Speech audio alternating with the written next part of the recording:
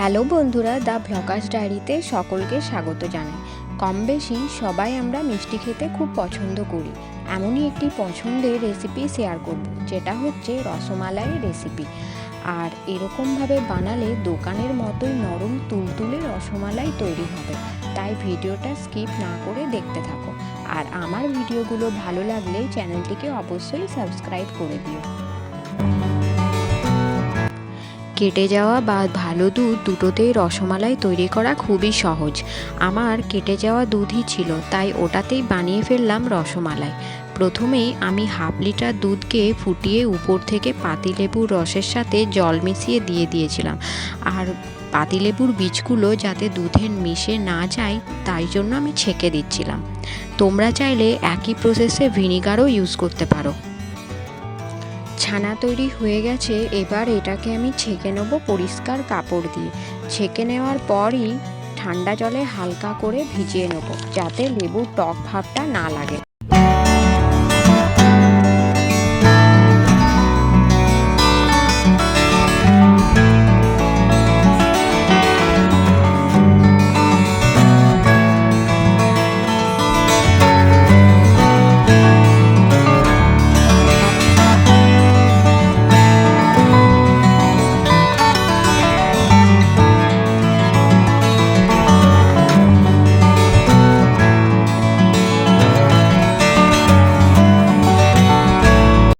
তারপর রেখে দেব পুরো জলটা যাতে বেরিয়ে যায়।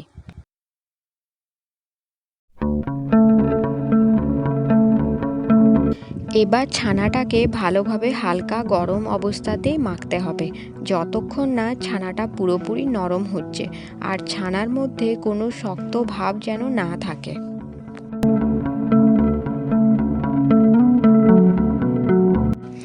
দেখো, আমি হাত দিয়ে যেভাবে মাখছি সেভাবেই মাখতে হবে আর নরম করতে হবে। ভালোভাবে মাখলেই রসমালাইগুলো সফট হবে আর খেতেও দুর্দান্ত লাগবে।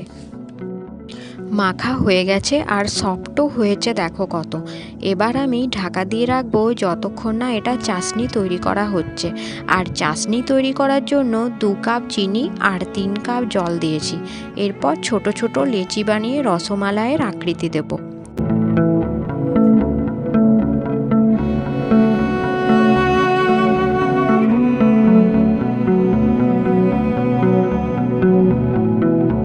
তোমরা গোল রাখতে চাইলে গোল রাখবে, আমি একটু পেড়ার মতোই আকৃতি দিলাম।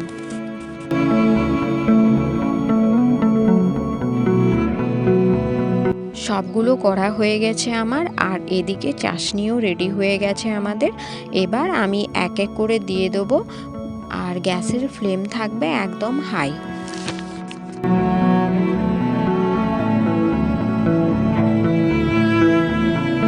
রসমালাইগুলো আরও সফট করার জন্য আমি আরেকটা জিনিস দেবো, সেটা হচ্ছে জলে গুলে রাখা 1 চামচ ময়দা। আর এটা দেওয়ার সাথে সাথে তোমরা নিজেরাই দেখতে পাবে কীরকম পরিবর্তন হচ্ছে।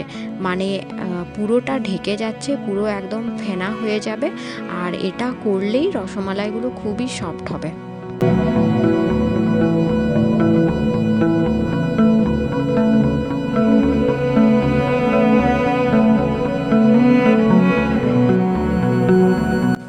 এগুলো রেডি হয়ে গেছে, এবার তুলে নেব আর ছড়িয়ে দেবো একটু এলাচ গুঁড়ো।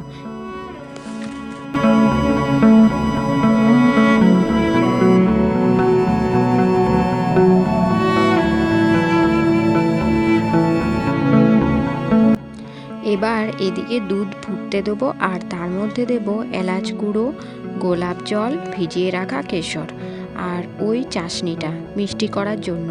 চিনিও দেওয়া যেতে পারে, তবে আমি চাশনিটাই দিয়েছিলাম। দুধটাকে ফোটাতে হবে ভালো করে, যতক্ষণ না একটু গাঢ় হচ্ছে। দুধটা অনেকটা গাঢ় হয়ে গেছে, বেশি করব না, কারণ ওটাকে আবার 2 ঘন্টার জন্য রাখতে হবে ফ্রিজে, তাই বেশি বসে যাবে বলে। এবার একটা জায়গায় তুলে নেব আর রসমালাইগুলো দিয়ে দেবো।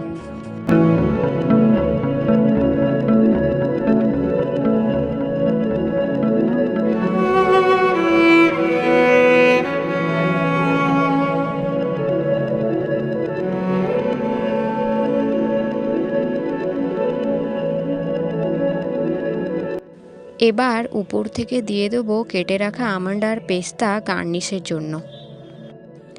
আর এটাকে রেখে দেবো 2 ঘন্টার জন্য ফ্রিজে। 2 ঘন্টা পর ঘরে তৈরি দোকানের মতো নরম তুলতুলে রসমালাই। আর এই রসমালাই খেতে যেমন দুর্দান্ত, বানাতেও তেমনই সহজ। তাই অবশ্যই এই পদ্ধতিতে বাড়িতে একবার অন্তত বানিয়ে দেখতে পারো। কেউ আর দোকানে খেতে যাবে না, এটা আমি নিশ্চিত।